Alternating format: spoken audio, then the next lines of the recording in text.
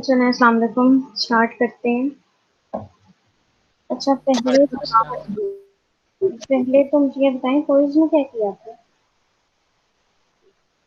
Quiz इतना मुश्किल तो नहीं था, आपने थोड़ा सा उसमें आपको भी सोल्यूशन बताती हूँ क्विज का, लेकिन उसके अंदर थोड़ा सा बस दिमाग लगाना था तो आपको समझ आ जाती। बिल्कुल ऐसा लग रहा था कि जैसे आपने ना मतलब नेट से देख के किया है। एक सिर्फ एक अनीता ने थोड़ा सा खुद से कोशिश की हुई थी, यस मैम, मैंने उसका सारा भी खुद से किया था। गलत था कुछ एंड पे। और सुहेल का ठीक था, क्विज वैसे सारा ठीक था उसका तकरीबन। तो जो आपका फर्स्ट क्वेश्चन था ना, क्विज में दो क्वेश्चन थे ना। फर्स्ट में आपने ये एक्सप्लेन करना था कि जो आपका लीनियर सर्च है उसकी कॉम्प्लेक्सिटी n क्यों आती है, और जो बाइनरी सर्च है उसकी कॉम्प्लेक्सिटी log n क्यों आती है। तो इसकी जो एक्सप्लेनेशन है ना, वो मैंने आपको बताई थी। वो एग्जैक्टली स्लाइड्स में नहीं लिखी हुई। आपके पास जो लीनियर सर्च होती है ना, वो हम क्या कर रहे होते हैं, एक अरे के अंदर आपको एलिमेंट्स दिए हैं, उसमें से हमें कोई एक एलिमेंट सर्च करना है। तो आपको पता है कि सर्चिंग के लिए हम पूरी अरे के हर एलिमेंट को हमें देखना पड़ता है ना, जितने भी n number of elements first करें अगर एग्जिस्ट कर रहे हैं अरे के अंदर, तो आपको एन के एन एलिमेंट सर्च करने पड़ेंगे और फिर देखना पड़ेगा कि जो एलिमेंट आपको रिक्वायर है वो कौन सी लोकेशन पे लाई कर रहा है। तो क्योंकि हम एन एलिमेंट्स को सर्च कर रहे हैं, इसलिए इसकी जो टाइम कॉम्प्लेक्सिटी है वो एन की फॉर्म में जा रही है, कि जितने नंबर ऑफ एलिमेंट्स हैं उतनी ही टाइम कॉम्प्लेक्सिटी इसकी लगेगी, ठीक है। जबकि जो आपके पास बाइनरी सर्च है वो उसकी लॉग एन, मुझे ये बताएं पहले कि एन वाली कॉम्प्लेक्सिटी ज्यादा बेस्ट कंसिडर की जाती है या लॉग एन वाली? Log annually. लॉग एन वाली ना, क्योंकि लॉग मैंने आपको बताया था कि वैल्यू को रिड्यूस कर देता है। जैसे आप लॉग 10 का लॉग लेते हैं तो वैल्यू आपके पास 1 आ जाती है। इसका मतलब है कि बाइनरी सर्च में as compared to linear search कम टाइम लग रहा है बाइनरी सर्च को एग्जीक्यूट होने में। तो उसकी क्या रीजन है? क्योंकि बाइनरी सर्च के अंदर हम पूरी अरे के अंदर सर्चिंग नहीं कर रहे होते, हम अरे का एक मिड पॉइंट फाइंड आउट करते हैं, और फिर मिड पॉइंट के लिहाज से अगर हमारी वैल्यू ग्रेटर है तो हम सिर्फ राइट हाफ अरे में सर्च करेंगे, लेकिन अगर हमारी वैल्यू लेस है मिड पॉइंट पे जो वैल्यू पड़ी हुई है उससे, तो हम उसको सिर्फ लेफ्ट हाफ अरे पे सर्च करेंगे, पूरी अरे के अंदर हम सर्चिंग नहीं करते। तो जस्ट आपने ये बात लिखनी थी।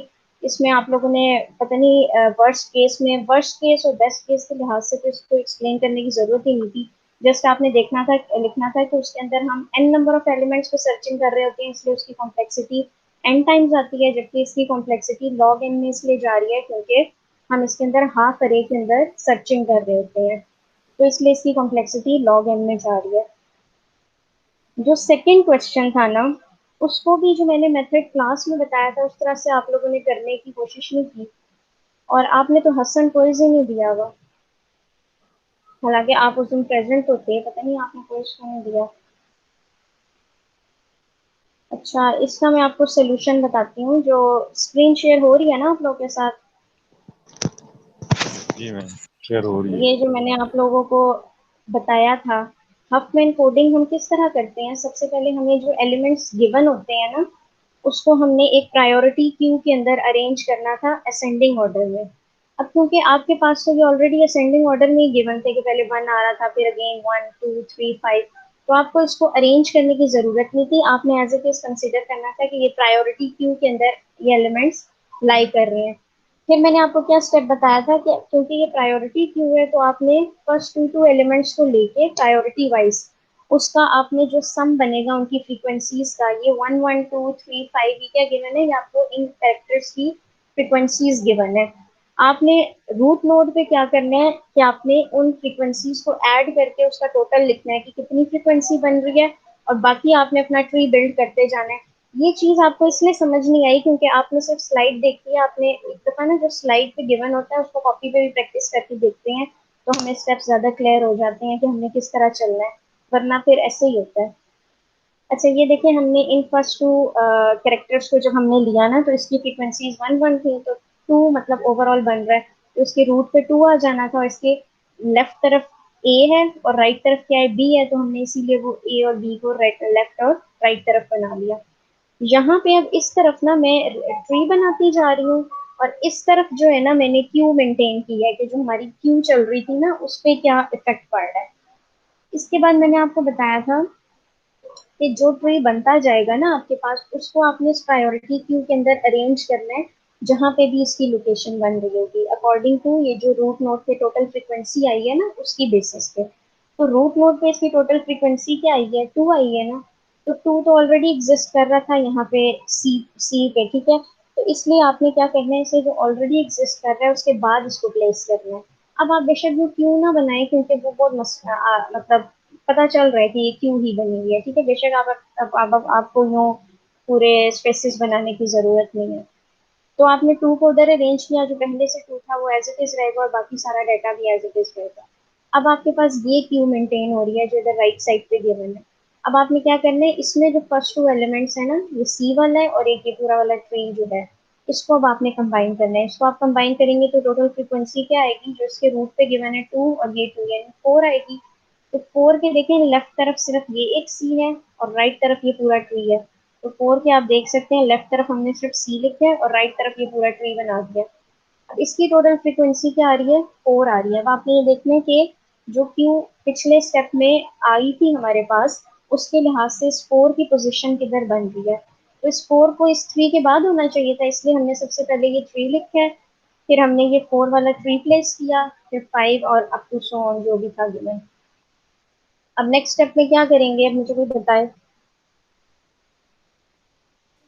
अब देखिए, अब ये हमारे 3 और फर्स्ट टू, 4 को हाँ, अब हमारे फर्स्ट 2 एलिमेंट्स कौन से इस क्यू के बन रहे हैं, ये डी वाला बन रहा है और सेकंड एलिमेंट ये पूरा ट्री बन रहा है। तो इन दोनों को ऐड करेंगे तो 4 और 3 प्लस करेंगे तो फ्रीक्वेंसी क्या हो जाती है, 7 हो जाती है। तो ये 7 हो गया, 7 की इस तरफ सिर्फ डी है और इस तरफ ये पूरा ट्री है, ठीक है। उसके बाद हमारे पास 7 आ गई फ्रीक्वेंसी। अब हमने ये चेक करना है कि 7 की पोजीशन किधर बन रही है इस क्यू के अंदर। तो 7 की पोजीशन 5 के बाद बनेगी, ठीक है, क्योंकि प्रायोरिटी क्यू है, असेंडिंग ऑर्डर में हमने अरेंज किया हुआ है। तो आपने 5 के बाद ये पूरा ट्री प्लेस कर दिया और फिर आगे से डाटा ऐसे गया। फिर अगेन इन दो को लेके ऐड किया तो ये देखें 12 बन गया हमारा ट्री। 12 की पोजीशन जहाँ बन रही है प्रायोरिटी क्यू के अंदर, उधर हमने इसको प्लेस कर दिया, ठीक है। उसके बाद क्या करेंगे नेक्स्ट स्टेप में, आप बताएं रेहान।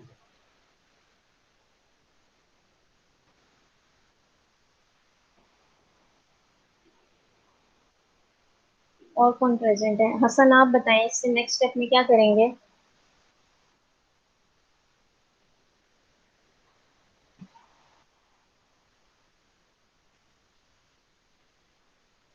आवाज आ रही है आप लोगों को। जी मैम आ रही है आवाज। आ तो रही है आवाज, लेकिन अच्छा अनीका आप बताएं इससे नेक्स्ट स्टेप में क्या करेंगे।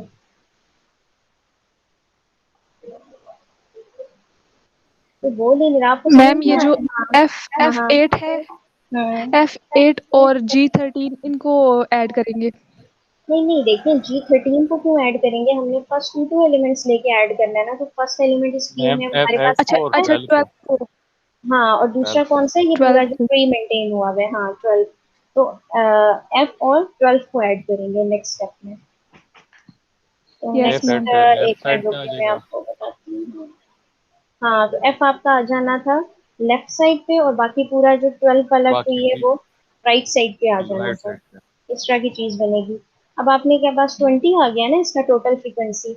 अब आपने देखना है कि 20 की किधर पोजीशन बन रही है। तो 20 को 13 और 21 के बीच में होना चाहिए। तो यहाँ हमने ये पूरा ट्री इस क्यू के अंदर इंसर्ट कर दिया। अब किस दो को ऐड करेंगे, 13 को और 20 को। 13 और 20 को 20 ऐड किया तो ये बनेगा जी 43। ठीक है, अब तो आपको समझ आ गई होगी, 43 की पोजीशन इधर है तो इधर करेंगे।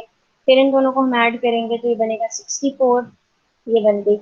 अब अगेन आपको डिकोडिंग तो करनी आती है, किसी ने आप लोगों ने डायरेक्ट डिकोडिंग करके ए बी सी लिख दिया, तो ये डायरेक्ट कैसे पता चल सकता है आपको कि ए के क्या कोड आ रहा है, बी का क्या आ रहा है। ठीक है, तो ये पूरा प्रोसेस आपने करना है। फिर सबसे पहले प्रायोरिटी क्यू के अंदर आपने असेंडिंग ऑर्डर में अपने अकॉर्डिंग टू फ्रीक्वेंसी अरेंज करना है डाटा, और फिर उसमें से फर्स्ट टू एलिमेंट्स लेते जाने और एक ट्री बिल्ड करना है।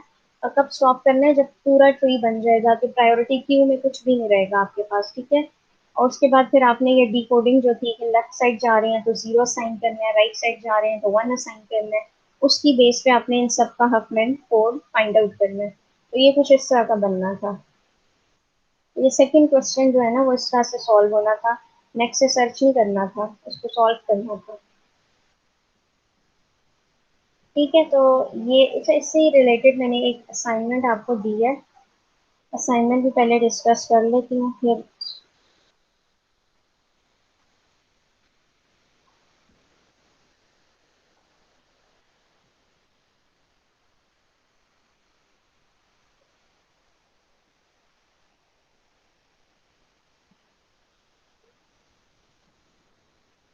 अच्छा, इसमें देखें आपके पास, अब मैंने आपको हफमैन कोडिंग दो तरीके की कराई थी ना। एक तो जैसे मैंने क्विज में क्वेश्चन दिया है कि आपको डायरेक्टली गिवन है कि हर करेक्टर कितने टाइम्स रिपीट हो रहा है किसी भी फाइल के अंदर।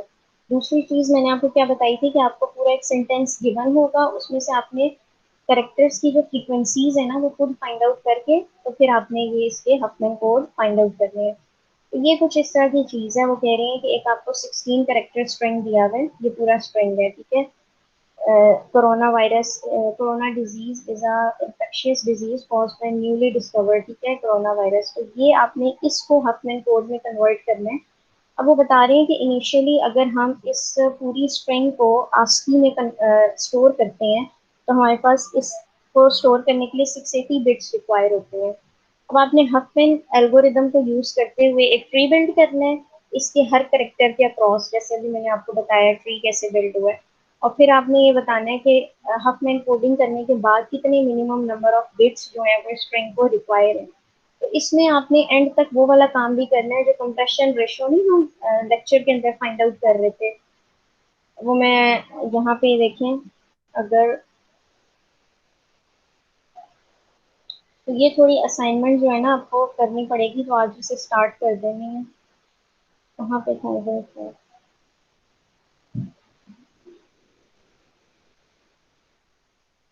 ठीक है, ये जो चीज थी ना इस तरह से आपने ये पूरा सॉल्व करना है, step by step, her step clear होना चाहिए आपके सोल्यूशन में।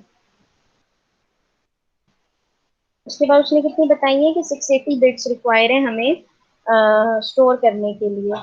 तो आपने अपनी भी बतानी है कि अब हमारे पास कितनी नंबर ऑफ बिट्स आ रही है। जैसे इसके अंदर बताई थी ना कि कंप्रेशन रेशो, कि कितने परसेंट उसने डाटा को कंप्रेस किया है, वो चीज भी आपने इधर बतानी होगी। बस इसमें एक ये ध्यान रखना है कि आपका कौन सा डाटा जो है वो ट्री के लेफ्ट तरफ जा रहा है और कौन सा राइट तरफ जा रहा है, वो ध्यान से करना है। जैसे कि आपको मैंने अभी एग्जांपल भी बताई ना जो क्विज में दी हुई थी। तो लेफ्ट तरफ कौन सा जा रहा है, जो लेफ्ट तरफ लिखा हुआ है, और जो राइट तरफ ट्री में आ रहा होगा वो आपने ट्री के राइट तरफ ही प्लेस करना होगा। तो ये फर्स्ट क्वेश्चन हो गया। जो सेकंड क्वेश्चन है ये आपका, जो मैंने फ्रैक्शनल नैपसैक प्रॉब्लम करवाई थी उससे रिलेटेड है। आपको 5 आइटम्स गिवन है, इसमें से आपने बताना है कि आपकी मैक्सिमम कैपेसिटी नैपसैक की कितनी है। 60 kg है, तो आप इसमें कितने आइटम्स की क्या क्या फ्रैक्शंस ऐड कर सकते हैं। ठीक है, तो इसको हमने जो कि देखा था ना, 3 ग्रीडी स्ट्रेटजीज थी। तो हमने कौन सी वाली ग्रीडी स्ट्रेटजी से आंसर हमारे पास ज्यादा मैक्सिमम प्रॉफिट आया था, याद है ये किसी को? 3 हमने ग्रीडी स्ट्रेटजीज पढ़ी थी ना फ्रैक्शनल नैपसैक प्रॉब्लम को सॉल्व करने के लिए। इसमें से कौन सी वाली से हमारे पास मैक्सिमम प्रॉफिट आया था?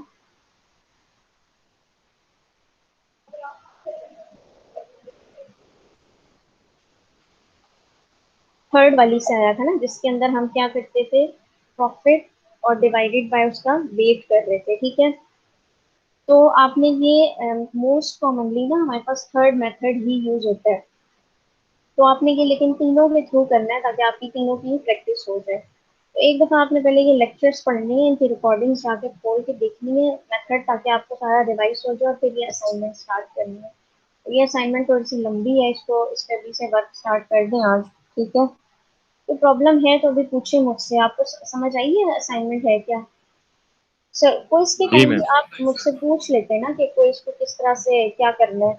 तो वैसे शायद आपको पता तो था ही, लेकिन आप लोगों ने करने किया नहीं ना वो उस तरह से जैसे मैंने बताया था। ठीक है, इसमें कोई प्रॉब्लम हो तो नेक्स्ट लेक्चर में भी आप मुझसे पूछ सकते हैं इस असाइनमेंट में।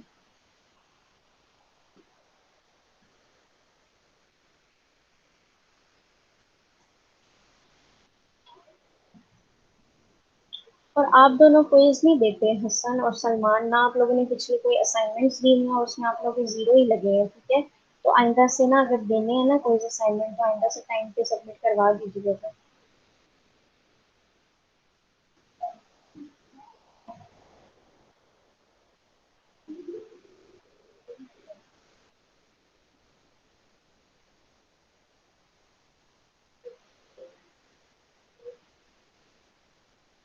अच्छा, आज जो चीज हम लोग डिस्कस करने लगे हैं दैट इज, अब देखिए हमने सबसे पहले ग्रीडी अप्रोच भी डिस्कस कर ली। फर्स्ट जो हमने लेक्चर पढ़ा था उसके अंदर कौन कौन सी अप्रोचेस थी, ग्रीडी अप्रोच थी, फिर डायनामिक प्रोग्रामिंग थी, तो ग्रिडी अप्रोच हमने डिस्कस कर ली थी। अब हम लोग डिस्कस करने जा रहे हैं डायनामिक प्रोग्रामिंग। डायनामिक प्रोग्रामिंग क्या होती है, किसी को याद है? What is dynamic programming? Basic मतलब इसका कॉन्सेप्ट क्या है कि इसके अंदर हम कौन मतलब इसकी बेसिक क्या स्ट्रेटेजी है? इसका तो कोई भी मैम नहीं इसमें है। इसमें जो हाँ। ऑप्टिमल सोल्यूशन होता है उसको फाइंड करने के लिए तमाम जो है वो सारे स्टेप्स इसमें अप्लाई किए जा सकते हैं। नहीं, ये वाली नहीं थी। कोई और बताए।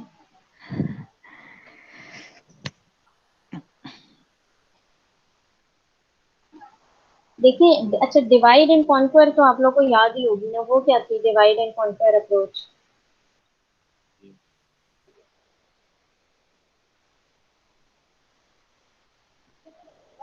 डिवाइड एंड कॉन्क्वर नाम से ही कुछ बना लेना, नाम से यस। सोच के बताएं। हाँ, क्या डिवाइड होती थी? को क्वेश्चन जो लिखा हुआ होता है उसको दो हिस्सों में डिवाइड करते हैं हम, और हम्म, फिर उसकी अरे अरे बनाते हैं, और जब हम्म, उसका एक ऑप्टिमल सोल्यूशन हम फाइंड कर लेते हैं तो दोबारा उसको कंबाइन करते हैं और वो ठीक है, डिवाइड एंड कंकर। ठीक है। यानी basic divide and conquer approach में आपका क्या स्ट्रेटेजी है कि आपको जो भी प्रॉब्लम गिवन है उसको आपने पहले डिवाइड करना है, डिवाइड करके उसको आपने सॉल्व करना है, और देन आपने उसके सोल्यूशन को कंबाइन करके एक ग्लोबल सोल्यूशन प्रोड्यूस करना है। अब इसमें जरूरी नहीं है कि सिर्फ अरे ही हो आपके पास, वो सिर्फ आपको समझाने के लिए, क्योंकि अरे से हम ज्यादा फेमिलियर होते हैं, तो वो उन्होंने समझाने के लिए ना आपको स्लाइड्स में अरे इंक्लूड की हुई थी मैंने। वैसे कोई भी प्रॉब्लम हो सकता है, कोई भी ऐसा प्रॉब्लम जिसमें आप डाटा को पहले डिवाइड कर रहे हैं और फिर आप उसके सोल्यूशन फाइंड आउट करके उसको मर्ज कर रहे हैं, वो डिवाइड एंड कॉन्क्वर कहलाता है।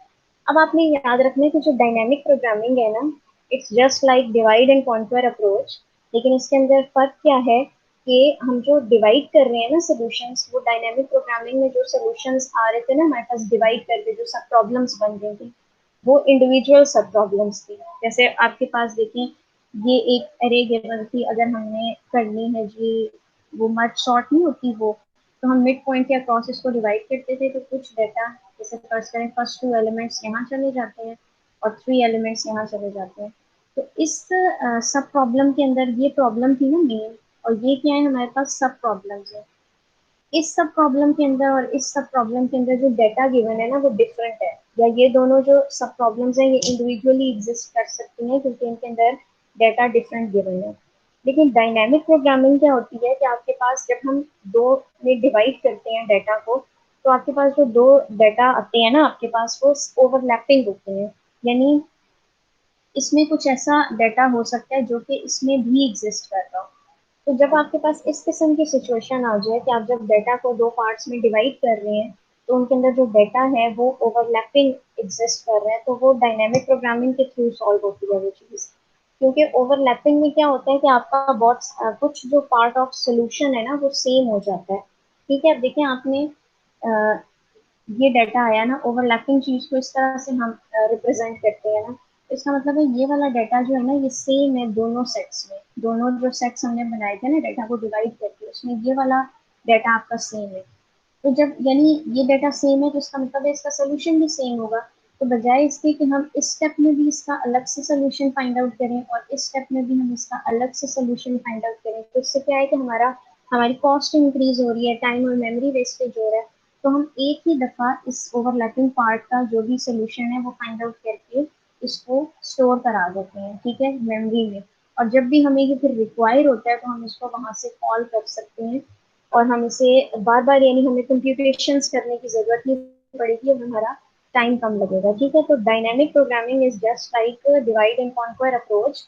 लेकिन इसके अंदर क्या डिफरेंस है डिवाइड एंड कॉन्क्वर से, कि आपके पास जो डाटा है वो ओवरलैपिंग होता है। ठीक है, तो ऐसा मतलब प्रॉब्लम जिसके अंदर डाटा ओवरलैपिंग है उसको हम डायनामिक प्रोग्रामिंग के थ्रू सॉल्व करते हैं। और ओवरलैपिंग पार्ट का हम ओवरलैपिंग पार्ट के साथ हम क्या करते हैं कि उसको हम किसी टेबल में, या इस केस में ना डायनामिक प्रोग्रामिंग में टेबल को हम मेमोराइजेशन बोलते हैं, या किसी मेमोरी में स्टोर कर देते हैं। ठीक है, ताकि हमें जब भी इन फ्यूचर वो डाटा रिक्वायर होगा तो उसका सोल्यूशन बना हुआ पड़ा होगा, हमें अगेन वो सारा टाइम सोल्यूशन फाइंड आउट करने में नहीं लगाना पड़ेगा, और वो हम कहीं भी यूज कर सकते हैं। इससे आगे आपको कुछ प्रोग्रामिंग से रिलेटेड भी एग्जांपल्स बताएंगे हैं कि कहाँ पे हम इस डायनामिक प्रोग्रामिंग के कॉन्सेप्ट को यूज कर रहे हैं। वैसे भी आप अगर सोचें तो डायनामिक प्रोग्रामिंग का क्या मतलब होता है, डायनामिक का क्या मतलब होता है, जो चीज रन टाइम में है, ठीक है, अभी रन हो रही है, ठीक है, तो रन टाइम में एक प्रोग्राम जो है वो कहीं से डाटा लेके उस पर प्रोसेसिंग कर रहे हैं, तो that is called dynamic programming. तो हमने क्या डिस्कस करना है, सबसे पहले डायनामिक प्रोग्रामिंग क्या स्ट्रेटजी, किस बेस पे ये वर्क कर रही है, और इसकी क्या अप्रोच है, उसकी क्या क्या एप्लीकेशंस हैं, या किन प्रॉब्लम्स को सॉल्व करने में हम डायनामिक प्रोग्रामिंग की अप्रोच को यूज कर सकते हैं। डायनामिक प्रोग्रामिंग जो है वो कह रही है is a designing technique that is used for solving optimization problem. What are optimization problems? ये हमने देखिए ग्रीडी अप्रोच में भी पढ़ा था कि ग्रीडी अप्रोच जो है that is used to solve optimization problems. Optimization problems कौन सी प्रॉब्लम्स होती हैं?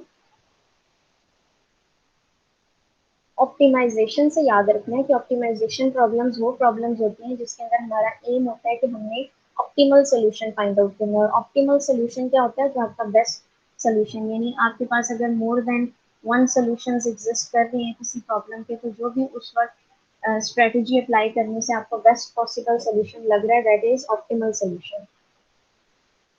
Dynamic programming is closely related to divide and conquer techniques, जो मैंने भी आपको बताया, where the problem is divided into smaller sub problems and each sub problem is solved recursively। अब ये बता रही हैं डिवाइड एंड कॉन्क्वेयर के बारे में, तो इसके अंदर हम प्रॉब्लम्स को सब प्रॉब्लम्स में डिवाइड कर देते हैं और हर सब प्रॉब्लम जो है उसको भी हम रिकर्सिवली सॉल्व करते हैं या इंडिविजुअली सॉल्व करेंगे रिकर्शन की बेस पे। The dynamic programming differs from divide and conquer in a way that instead of solving subproblems recursively, it solves each of the subproblems only once and stores the solution to the subproblems in a table।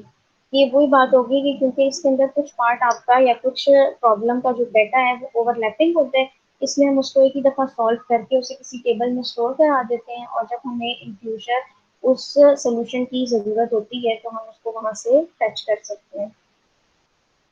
The solution to the main problem is obtained by the solutions of these sub problems। तो again वही, जैसे हमने divide and conquer में हम कहते थे कि हमने प्रॉब्लम को मल्टीपल सब प्रॉब्लम्स में डिवाइड किया और हर सब प्रॉब्लम का हमने सोल्यूशन फाइंड आउट किया, और एट द एंड उन सब सोल्यूशंस को कंबाइन करके हमने ग्लोबल सोल्यूशन फाइंड आउट कर लिया।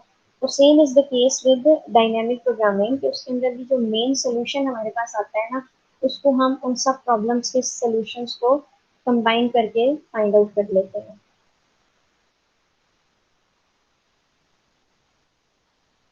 अब बेसिक जो आपके पास स्टेप्स फॉलो हो रहे हैं डायनेमिक प्रोग्रामिंग में वो क्या है?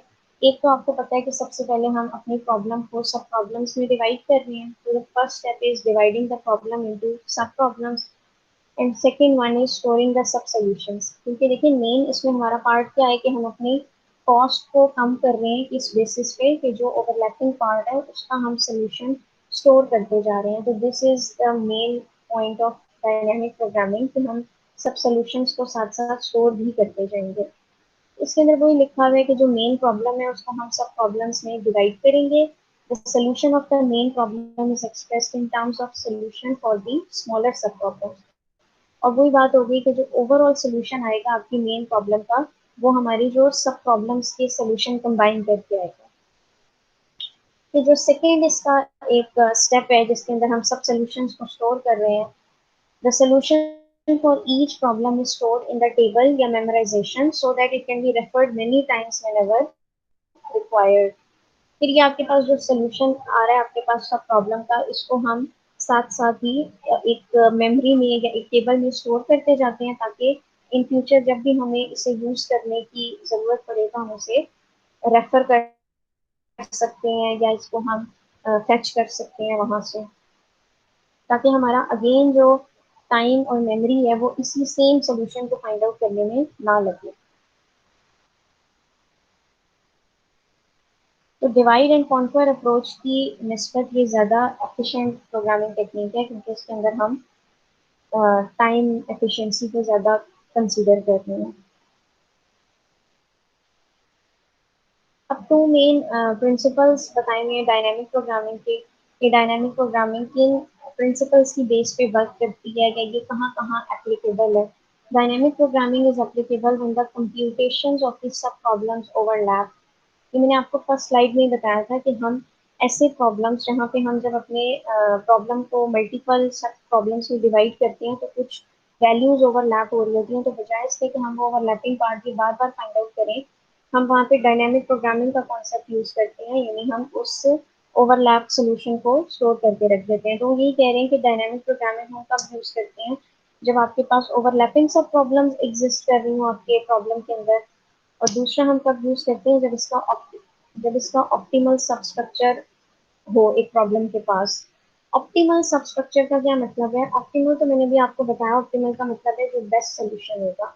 ऑप्टिमल सबस्ट्रक्चर का क्या मतलब है? एक तो आपके पास ओवरऑल प्रॉब्लम गिवन है ना, लेकिन अगर जब हमने उस प्रॉब्लम को मल्टीपल सब प्रॉब्लम्स में डिवाइड कर दिया, तो हर सब प्रॉब्लम अगर आपको एक ऑप्टिमल सोल्यूशन प्रोवाइड कर रही है, वो सारे ऑप्टिमल सॉल्यूशंस मिलके एट द एंड आपको ग्लोबल ऑप्टिमल सोल्यूशन प्रोवाइड कर रहे हैं, that is called optimal substructure. तो इसका मतलब है कि ये जो हमें प्रॉब्लम गिवन थी ना, इसके अंदर ऑप्टिमल सबस्ट्रक्चर है, यानी ये हमें इसके जो सब पार्ट्स है ना, वो हमें ऑप्टिमल सोल्यूशन दे रहे हैं।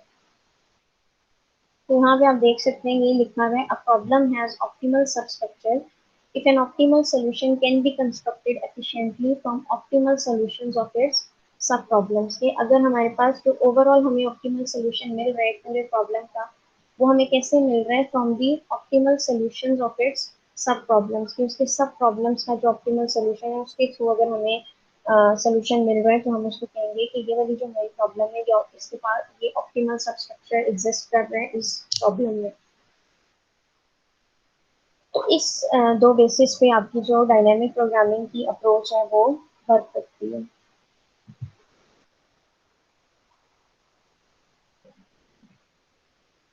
अब इसके अंदर सॉल्विंग टेक्निक्स कौन कौन सी हैं, कि हम किस किस यानी जनरली हम किस किस तरीके से अपनी इन प्रॉब्लम्स को सॉल्व कर सकते हैं, जो कि जिनके अंदर ओवरलैपिंग सोल्यूशन एग्जिस्ट कर रहे हैं। The first one is memorisation, जो कि क्या है? एक टॉप डाउन अप्रोच है। टॉप डाउन अप्रोच का क्या मतलब है कि जनरली सबसे ऊपर हमें एक मेन या जनरल प्रॉब्लम गिवन होगा, जिसको हम नीचे जाते जाते मजीद क्या कहना चाहिए, डिवाइड करेंगे, या उसको हम मजीद देखेंगे कि उसके अंदर और कौन कौन से सब प्रॉब्लम्स एग्जिस्ट कर रहे हैं। तो ये कौन सी अप्रोच है? टॉप डाउन अप्रोच है, कि जनरल से हम स्पेसिफिक की तरफ जा रहे हैं। Second one is tabulation. Tabulation is a bottom up approach. तो बॉटम अप अप्रोच यानी बॉटम अप मीन्स कि हम इंडिविजुअल जो आपके सब प्रॉब्लम्स एग्जिस्ट कर रहे थे ना, वहां से वर्क स्टार्ट कर रहे हैं, और इनको कंबाइन करते करते हम मेन जो हमारे सोल्यूशन आएगा ना, उसको फाइंड आउट कर रहे हैं। ठीक है, तो ये आपके पास टॉप डाउन और बॉटम अप अप्रोच यूज होती हैं डायनेमिक प्रोग्रामिंग के थ्रू किसी भी प्रॉब्लम को सॉल्व करने के लिए।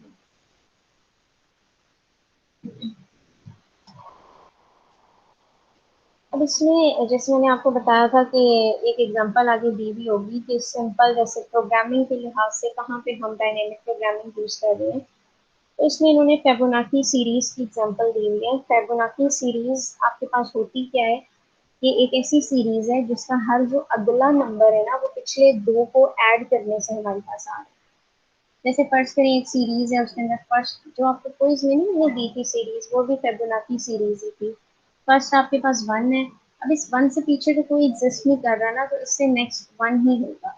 लेकिन इससे नेक्स्ट सीरीज क्या होगी, इन नंबर क्या होगा इस सीरीज के अंदर, इन दोनों को ऐड करने से आएगा। जैसे वन प्लस वन टू, फिर two plus one three, next क्या होगा इससे?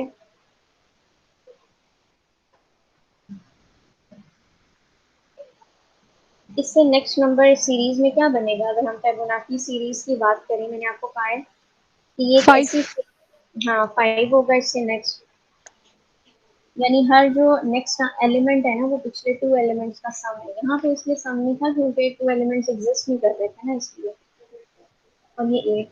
अब इसको अगर हमने सी प्लस प्लस में इम्प्लीमेंट करना है ना, तो उसके लिए वो कह रहे हैं कि हम डायनामिक प्रोग्रामिंग का कॉन्सेप्ट यूज कर सकते हैं। वैसे तो हम जनरली रिकर्जन यूज करते हैं ना, लेकिन वो बता रहे हैं कि इसकी बजाय अगर हम ये चीज यूज करें तो ये ज्यादा एफिशिएंटली एग्जीक्यूट हो सकता है। इसमें इन्होंने यहाँ पे इसका एक कोड दिया हुआ है कि हम करते क्या है कि हमने एक फंक्शन बनाया हुआ है फिबोनाची के नेम से, जिसके अंदर हम अपना element as a parameter pass कर रहे हैं। जैसे जो भी एलिमेंट होगा 1 2 होगा, जैसे फर्स्ट करेंगे 2 पे हम आए हैं, तो 2 वाला क्या करेगा आपके पास कि टू टू का मतलब है कि ये इंडेक्स कौन सा बन रहा है ना, जैसे 3 बन रहा है फर्स्ट करें। तो इसमें अंदर आके करना क्या है, वो कह रहे हैं कि अगर आपके पास n अभी फर्स्ट एलिमेंट है तो तब भी 1 ही रिटर्न करना है, और अगर n सेकंड एलिमेंट है तो तब भी 1 ही रिटर्न करना है। क्योंकि सेकंड एलिमेंट के वक्त भी इसके पास इससे पीछे और एलिमेंट नहीं था ना कि ये उसको ऐड कर लेता। लेकिन इन दोनों केसेस के अलावा आपने क्या करना है, ये नीचे डिफाइन है इधर, ये जिसमें मैंने हाईलाइट किया है। इसके अलावा आपने क्या करना है कि आपने यही फंक्शन, यानी रिकर्जन का कॉन्सेप्ट इधर यूज हो रहा है, यही फंक्शन दोबारा कॉल करना है, लेकिन इसके अंदर अब आपके पास क्या यूज होगा। जैसे फर्स्ट करें, आपके पास अगर ये 3 था यहाँ पे n, तो Fibonacci of 2 plus Fibonacci of 1 का फंक्शन यूज हो रहा है। इस फंक्शन में अगेन क्या हो रहा है, वही के पिछले 2 एलिमेंट्स ऐड हो रहे हैं। तो देखिए, अगर हम अभी हम 2 और 1 की वैल्यूज फाइंड आउट कर चुके हैं, और यहाँ पे हमने उनको ऐड करके नेक्स्ट एलिमेंट हमने प्लेस करा दिया 3। फिर जब 5 आएगा तो अगेन हम इसको और इसको गेट कर रहे हैं, और उसको हम उसकी वैल्यू फाइंड आउट कर रहे हैं, यानी ऐड कर रहे हैं। लेकिन इसके अंदर क्या हो रहा है कि जब भी हम ये फंक्शन दोबारा कॉल कर रहे हैं ना, ये 2 टाइम्स कॉल हो रहा है इस एक रिटर्न स्टेटमेंट के अंदर, तो ये इसको भी चेक करता है, फिर ये इसको भी चेक कर रहा है कि n1 है या 2 है, और फिर देन आके ये वाली लाइन एग्जीक्यूट करा रहा है। लेकिन इससे आपके पास हो क्या रहा है कि एक ही काम जो हम पहले कर चुके हैं, तो हमें पता है कि ये फर्स्ट और सेकंड इंडेक्स पे एग्जिस्ट नहीं कर रहे, तो फिर ये चीज़ बार बार चेक करने से तो हमारी टाइम और मेमोरी वेस्टेज हो रहा है। तो इस चीज़ को बजाय इसके हम वो कह रहे हैं कि आप ये जो वैल्यूज हर स्टेप में फाइंड आउट कर रहे हैं ना, फिबोनाची ऑफ 2 हो गया, 1 हो गया, फिर इसके बाद हम 3 जब फाइंड आउट करेंगे, उसको आप साथ साथ किसी टेबल में या मेमोरी में स्टोर करते जाएं, ताकि हमें जब भी इन कमिंग जो आपके पास गिवन है ये डिजिट्स, इनमें जब रिक्वायर होगा तो हम वहीं से डायरेक्ट इनकी वैल्यूज को गेट कर लें कि इसको ऐड करने से क्या आया था, और उसके आगे हम जस्ट अपना नंबर ऐड करा दें, बजाय इसके कि अब अगेन ये दोनों ऐड हो। अब देखें, अब मैं फर्स्ट करें यहाँ पे आती हूँ, ये जो आपके पास 5 है, तो 5 पे जब मैं आऊंगी तो 5 ने करना क्या है, 5 में अपने पिछले 2 एलिमेंट यानी कि फिबोनाची ऑफ 0 2, यानी ये सेकेंड इंडेक्स पे एग्जिस्ट कर रहे हैं ना ये 2, और ये थर्ड इंडेक्स पे एग्जिस्ट कर रहे हैं, इन दोनों को ऐड करना है। यानी ये करेगा यहाँ पे,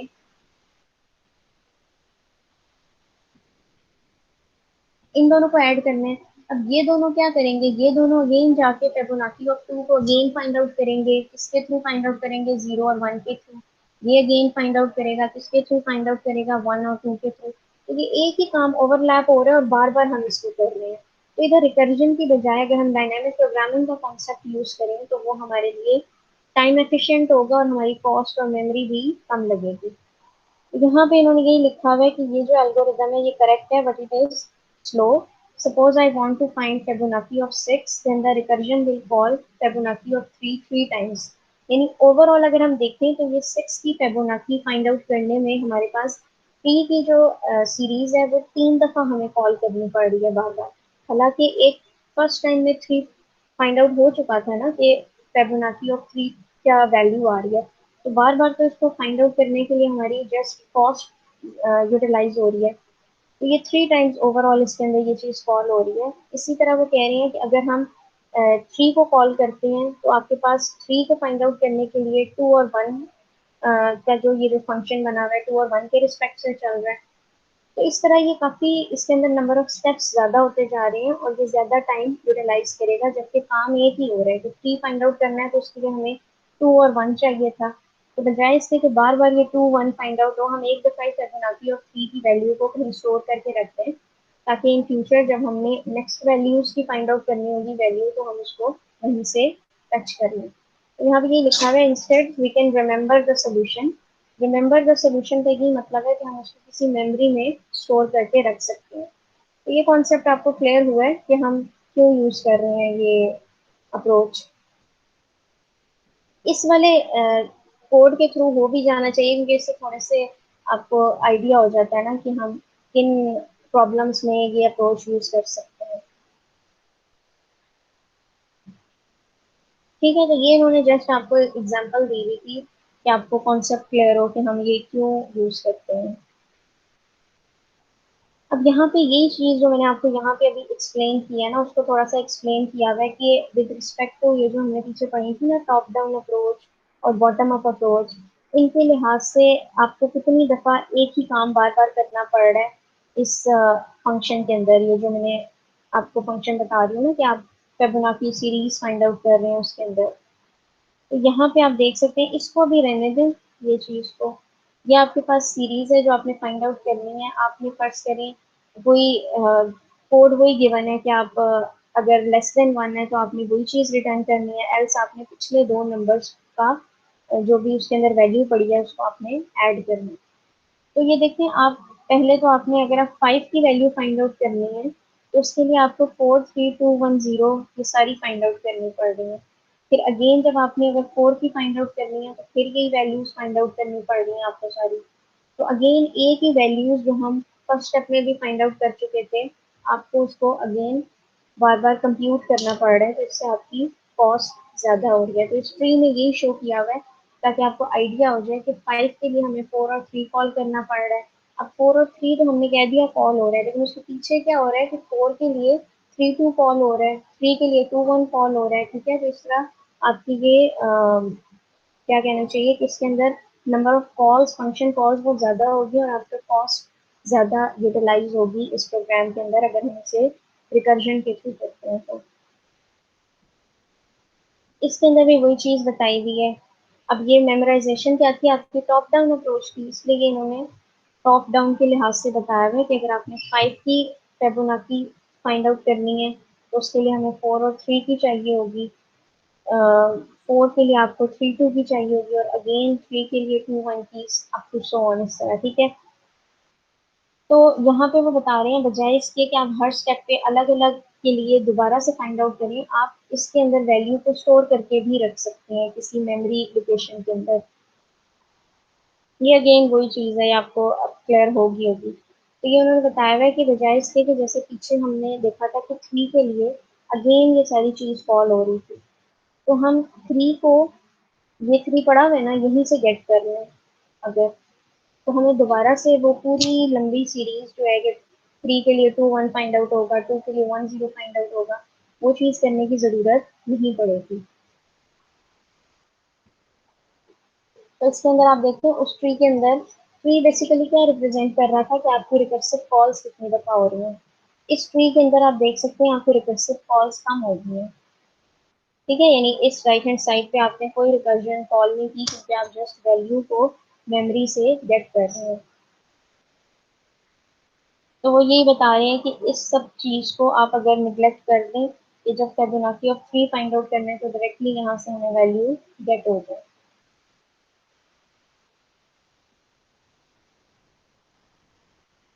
टेबुलेशन में वो बता रहे हैं, यानी स्टोर करने के दो तरीके थे ना, एक मेमोराइजेशन था जो कि टॉप डाउन अप्रोच थी, और जिसमें हम सबसे पहले ये 5 की वैल्यू को स्टोर करा रहे हैं, फिर 4 की वैल्यू को फिर नीचे जाते जा रहे हैं। दूसरी सेव करने की क्या टेक्निक है, टेबुलेशन। टेबुलेशन क्या है, बॉटम अप अप्रोच है। ठीक है, प्रीवियस स्लाइड में ये लिखा हुआ था। तो बॉटम अप अप्रोच का मतलब है हम नीचे से स्टार्ट हो रहे हैं और हर एक, यानी जो सबसे बेसिक एलिमेंट्स है ना 0 1, उनकी फिबोनाची फाइंड आउट की, फिर 2 की, फिर 3 की, इन सब की वैल्यूज को हम यहाँ पे स्टोर करते जा रहे हैं। और जब 5 की करते वक्त हमें 4 की और 3 की चाहिए होगी तो हम सिर्फ 4 की फाइंड आउट करेंगे, 3 की यहीं से गेट कर लेंगे। ठीक है, तो ये फायदा है डायनामिक प्रोग्रामिंग का। समझ आ रही है? यस बता। मैम।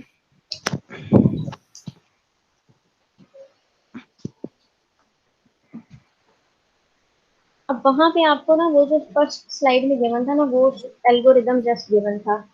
ये आपका मेन एल्गोरिदम में आपको पता है ना, सूडो कोड में आपका मेन काम हो रहा होता है कि मेन कौन कौन से प्रोग्रामिंग के कॉन्सेप्ट्स इसके अंदर यूज हो रहे हैं। तो हमने देखा कि एक फंक्शन हमने बनाया हुआ था जिसके अंदर अगेन ये फंक्शन n-1 और n-2 की फॉर्म में खुद को कॉल कर रहा है, रिकर्जन हो रही है। यानी यहाँ पे प्रॉपर एक C++ का कोड के थ्रू इन्होंने बताया हुआ है कि इस फिबोनाची के प्रोग्राम को जब हम C++ में कन्वर्ट करते हैं तो इसकी क्या किस तरह से यूज होगा।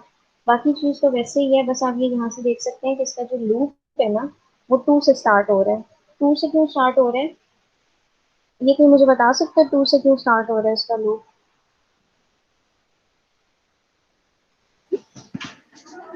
मैम क्योंकि इसमें जो है टू नंबर्स को ऐड करके, तो ये फेबोनाची सीरीज है ना, तो इसलिए 2 से स्टार्ट करेंगे। और कोई बताए रीजन इसकी? और किसी के जहन में कुछ आ रही है? देखो 2 से जो हमने ऐड करना है ना, वो तो हम यहाँ पे कर ही रहे हैं कि हम प्रीवियस टू जो भी एलिमेंट्स गिवन थे उनको हम ऐड कर रहे हैं। ये 2 से इसलिए स्टार्ट हो रहा है कि देखिए मेन जो आपकी फंक्शन कॉल हो रहा है ना, फर्स्ट 2 एलिमेंट्स पे तो वो कॉल ही नहीं होता।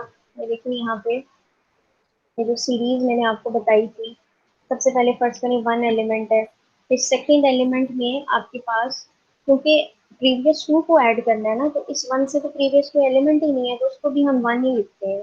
और यहाँ पे हमने देखा था कि फर्स्ट 2 एलिमेंट्स पे यानी n जब इक्वल टू 1 है या n इक्वल टू 2 है, तो आपने सिर्फ 1 रिटर्न कर देना है। इधर फर्स्ट 2 एलिमेंट्स पे आपका फंक्शन, ये जो पूरा फंक्शन है ना जो रिकर्जन के थ्रू हम इसके अंदर कॉल करें, ये कॉल नहीं हो रहा होता।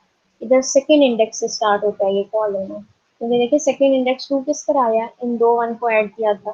फिर नेक्स्ट 3 कैसे आया, इन 2 को ऐड किया था। तो फर्स्ट 2 पे बेसिकली यानी 0 और 1 इंडेक्स पे आपके पास ये फंक्शन कॉल नहीं हो रहा होता, उधर हम डायरेक्टली एक कांस्टेंट 1 लिख देते हैं। इसलिए वहां पे हम, वहां से लूप नहीं स्टार्ट हो रहा, लूप हमने सेकेंड से स्टार्ट करना है, यानी सेकेंड इंडेक्स से। ये 0 1 2 ये सेकेंड इंडेक्स है इसलिए।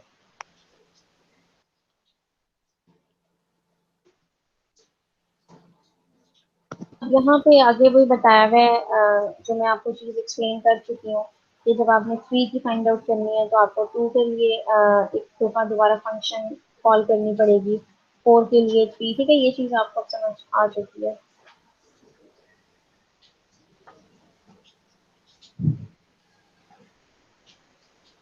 इसमें कोई प्रॉब्लम तो नहीं है किसी को? ये इधर ये बताना चाह रहे हैं वही चीज कि आपके पास अगेन 3 के रिस्पेक्ट से ये फंक्शन चलाने की बजाय हम डायरेक्टली यहाँ से 3 की वैल्यू गेट कर सकते हैं, क्योंकि 5 के लिए हमें फोर्थ इंडेक्स पे और थर्ड इंडेक्स पे जो वैल्यू पड़ी हुई है उसको ऐड करना है ना।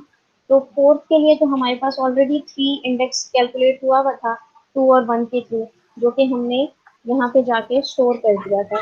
तो इस तरफ जब हमने 5 के लिए दोबारा उसको फाइंड आउट करना है, तो अगर हम रिकर्जन करते हैं ना तो ये दोबारा फंक्शन चलाएगा 3 के लिए। तो हम बजाय इसके हम इसको इस मेमोरी से गेट करके भी यूज कर सकते हैं। अब मेरे ख्याल में नेक्स्ट डिफरेंट टॉपिक स्टार्ट हो रहा है, तो थोड़ी सी ब्रेक कर लें, तो 12 o'clock पे फिर दोबारा से स्टार्ट कर लेते हैं। Yes ma'am. ये बेसिक कॉन्सेप्ट क्लियर हुआ है डायनेमिक प्रोग्रामिंग का क्या होता है? Yes ma'am.